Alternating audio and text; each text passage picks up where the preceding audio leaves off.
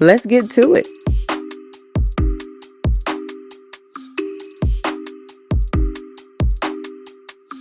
So happy, so happy. Please help other people as best as you can. But if you're leak coding and you can't get a job, it's not you, bestie. It is really hard to find a job in Australia in 2025, and I cannot stress it enough. If you have no experience in anything, nothing to show on your CV, it's going to take you months to find a job.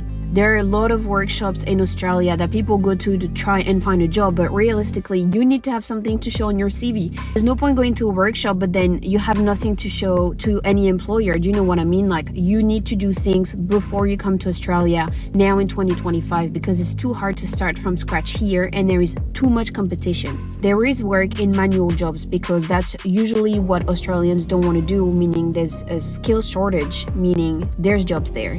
So if you're able to get some experience back home, even if it's a couple of nights a week, in anything, waitressing, dish pit, whatever you can think of that is manual, try and do it, because then you can show to an employer that you already know what you're doing and they don't have to train you. You are going to beat competition. It's just really good to have some sort of skills when you come here, because that means you'll be able to make income straight away, pay your rent. You know, it can be very stressful when you're having to pay bills and you can't find any work. You know what's worse than being unemployed? Having to budget the money that you literally don't have. But that's what I'm doing today. So I'm Sarah, I'm 28. I am unemployed because I quit my nursing job a while ago and I'm still trying to figure out what I want to do. So today is the beginning of the month and that means I got to budget my money. So currently I am on unemployment and I feel like there's such a stigma being on unemployment, but I'm honestly so thankful for unemployment because I honestly don't know what I would do at this time.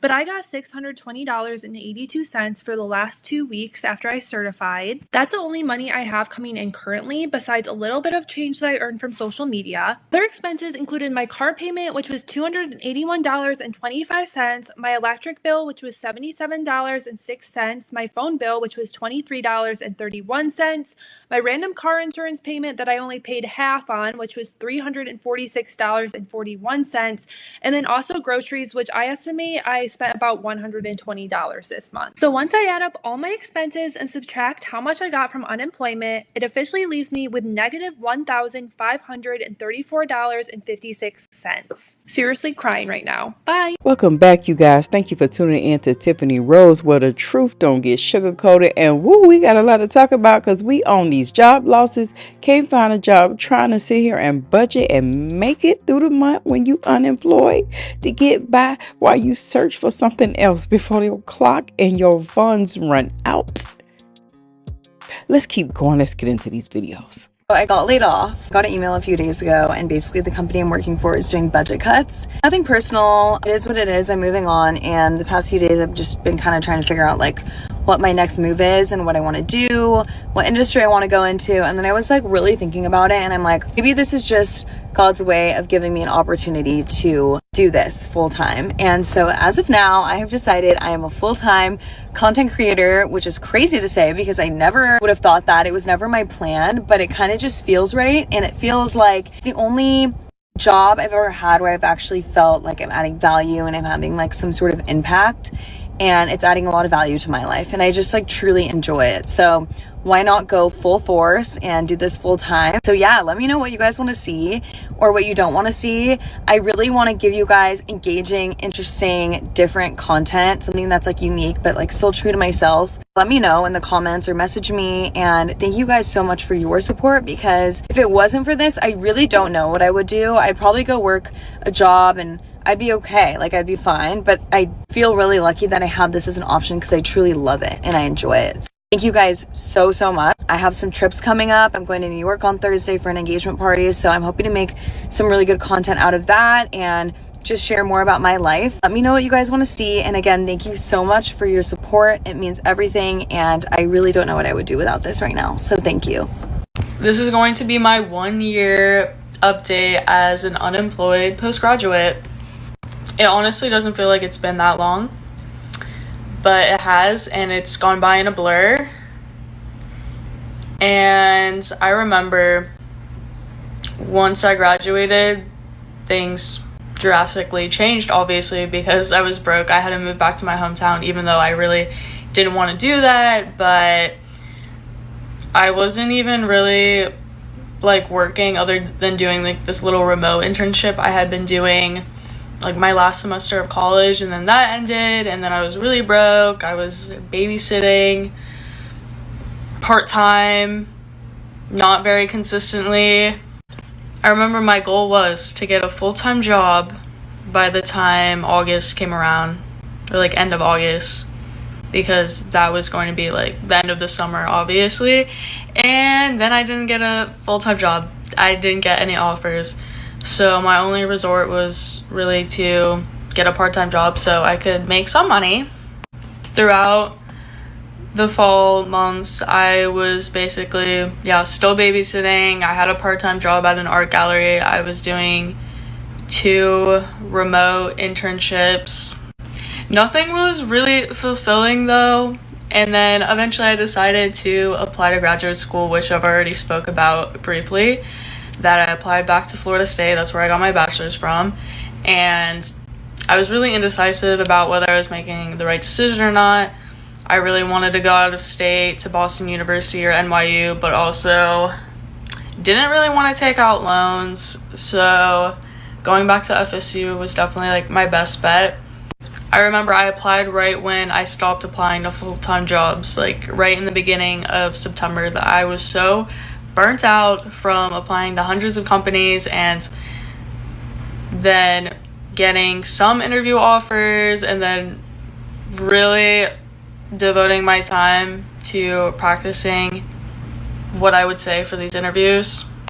I did a lot of interview prep, and I think some interviews I did better than others, but obviously I did get an offer either way.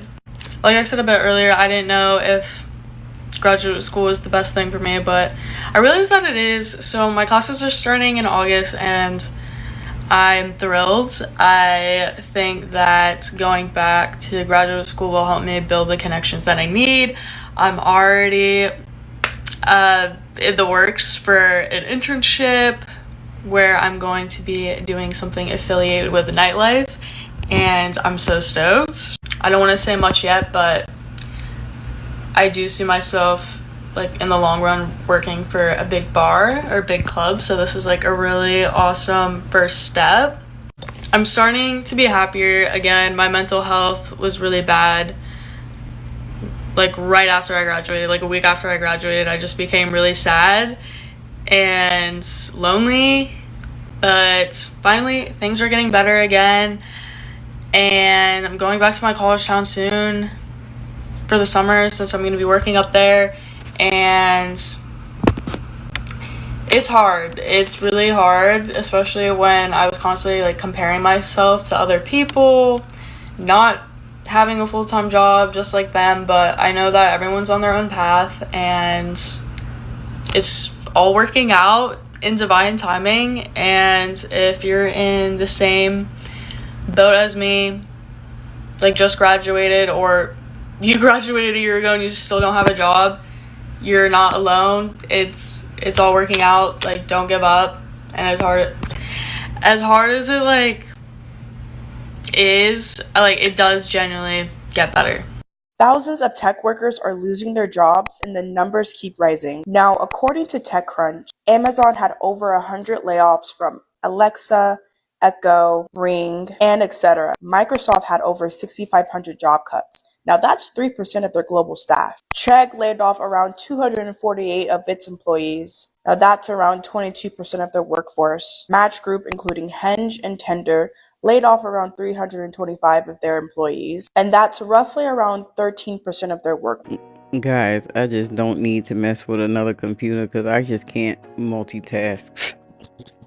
I'm trying to look at job layoffs on this one, and I'm trying to pay attention. I'm listening. I can hear everything, but I'm trying to pull up information on a second computer. This is not working for me, so excuse me. Won't do that again.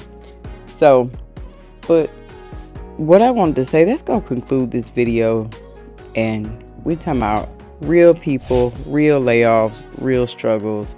And you ever notice how quick they are to just tell you we don't need you no more? Slowly ought to call you back with a new opportunity, even tell you got the job or not, while you just sitting there hour after hour checking your email over and over again, hoping and praying. That's the world we living in. Laid off today, forgotten tomorrow. And let me tell you what's even worse. It's not just the layoff. It's the feeling that no matter how many jobs you apply for, the door already slammed shut. You send out 50 applications and hear nothing. Or worse, they offer you scraps. Hours you can't survive on, paychecks that don't cover rent. It makes you wonder, what was all that loyalty, all those late nights, all that hard work and taking on extra worth anything? Because when the company bottom line gets tight, you're the first one out the door, baby. And that's the harsh reality. You're not a person to them, you're a number. So if you sitting there feeling crushed, feeling like you out of options, I get it, but don't let them bury you. Don't let a broken job market convince you that you're worthless. The truth is, the system failed you, not the other way around. And that's just the truth. Let me know what you think down in the comment. If you're new to the channel and you made it this far, you might as well join the Truth Tribe, because y'all see clear when the world is blinded. And let me know down in the comments what you think about these job market and the people struggling and suffering, trying to get new employment. I'm Tiffany Rose. I'm out.